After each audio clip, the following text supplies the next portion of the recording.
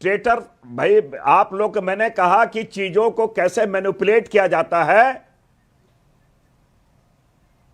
जी, आवाज आ रही है आपकी? हेलो, हाँ, आवाज आ रही है भगत साहब।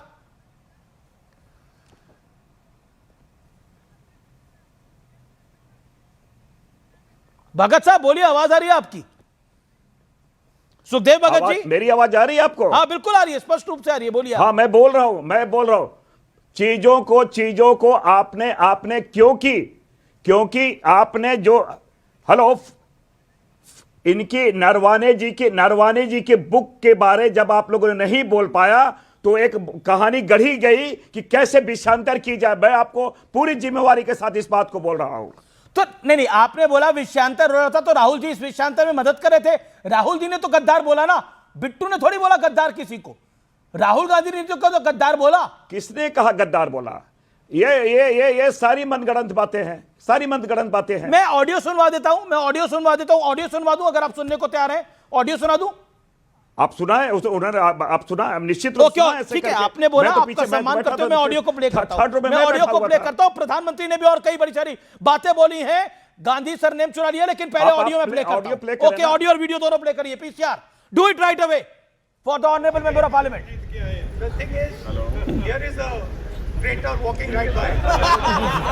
Take a look at the face. This is what it looks like. Hello, brother. My traitor friend. Surrender. Sukhdev Bhagat ji categorically सुनाई दे रहा है, अंग्रेजी में मैं बोल देता हूं। Here is the traitor walking here by, right by. Here is the traitor walking right by. ये कैटेगोरिकली शब्द है। वो देखो गद्दार आ रहा है, इसका हिंदी में अनुवाद होता है। आप उसके पहले वाली बात भी सुनाए ना, आप एक लाइन क्यों, उसके पहले भी लाइन सुनाइए। मैंने तो पूरा सुनाया, मैं तो कह रहा हूं कि अगर बिट्टू जी ने बोला आप कौन सा जंग लड़के आ रहे हो, उसके बाद गद्दार थोड़ी बोलेंगे। उसके बाद अगर किताब की बात होगी तो निशिकांत दुबे ने आज 10 किताबें गिरा दी, 40 किताबें गिरा दी कि किताबों में क्या कुछ है। आज प्रधानमंत्री मोदी ने किताब गिरा दी कि नेहरू जी इस देश की जनता को बहुत समझते थे, इंदिरा जी इस देश की जनता को बहुत समझती थी। बाकायदा किताबें हैं, बताइए।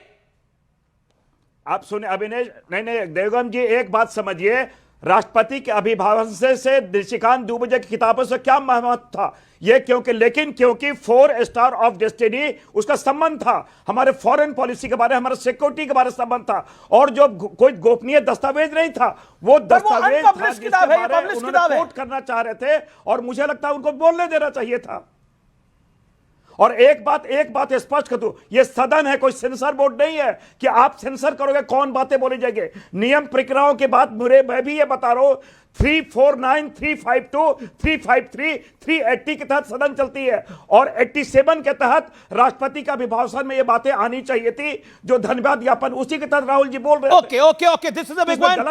Okay, let BJP MP also has a right to make his point now. Sudhanshu Trivedi, आपने काफी देर इंतजार किया, अपनी बात आप रख सकते हैं। वो कह रहे हैं कि आप सेंसरशिप नहीं लगा सकते सदन के अंदर, और प्रधानमंत्री मोदी ने बोला है गांधी सरनेम तक कांग्रेस ने चुरा लिया है।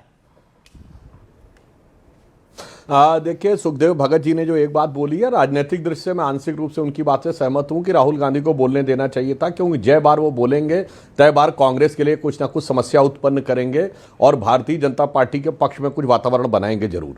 परंतु यह विषय भगत जी राजनीतिक लाभ हानि का नहीं था, यह संसदीय प्रक्रिया का विषय था। संसदीय प्रक्रिया यह कहती है कि कोई भी तथ्य केवल मीडिया रिपोर्ट के आधार पर तथ्य नहीं माना जा सकता। ये मेरा इको कर रहा है, जरा इसको ठीक करवा दीजिएगा, कि जो किताब उन्होंने कोट की वो किताब छपी ही नहीं। दूसरा विषय मैं आपसे कहना चाहता हूं, आप वरिष्ठ सांसद हैं, यह बताइए कि जिस समय कोई कॉन्फ्लिक्ट का विषय चल रहा हो, उस समय सेना अध्यक्ष, रक्षा मंत्री और प्रधानमंत्री के बीच हुई बात ऑफिशियल सीक्रेट एक्ट में आती है कि नहीं? अब जो व्यक्ति नेता प्रतिपक्ष है उसे यही नहीं पता है, वो संवेदनशील ही नहीं होती है। 1923 ऑफिशियल सीक्रेट एक्ट का पार्ट है। Any communication between army chief, defence minister and prime minister, और वो पब्लिक डोमेन में होता ही नहीं, और आप उसको पब्लिक डोमेन में without any concrete evidence, without any substantive fact, यानी बगैर किसी तथ्यात्मक आधार के बगैर किसी प्रमाण के लाने का प्रयास कर रहे हैं, तो यह अपने आप में बहुत गंभीर, संवैधानिक और राष्ट्र की सुरक्षा की दृष्टि से चिंता का विषय था। इसलिए और जनरल नरवणे ने अपनी किताब में जो अपने जनरल रहते हुए जो बोला है वो सेंटेंस क्यों नहीं। और दूसरा हो तो भाई साहब, मैंने तो आज स्वयं सदन में बोला है, भगत जी आप लोकसभा में रहे होंगे, आपने नहीं सुना होगा मैंने कहा यदि किसी देश के सामने सरेंडर क्या होता है इसको जाके सुनना है। 19 नवंबर 1962 जवाहरलाल नेहरू तत्कालीन अमेरिकी राष्ट्रपति जॉन एफ कैनेडी को लिखते हैं, जो 2010 में कैनेडी लाइब्रेरी ने डिक्लासिफाइड कर दिया। वो लिखते हैं कि अपने B-2 बॉम्बर्स का एक स्क्वाड्रन भेजिए, हमारे पास पायलट भी नहीं है, पायलट भी अपने भेजिए, टेक्नीशियन भी अपने भेजिए, रडार को ऑपरेट करने के लिए भी अपने भेजिए, यानी आप हमारे उस स्क्वाड्रन की कमांड संभालिए। ये 19 नवंबर 1962 को लिखा है।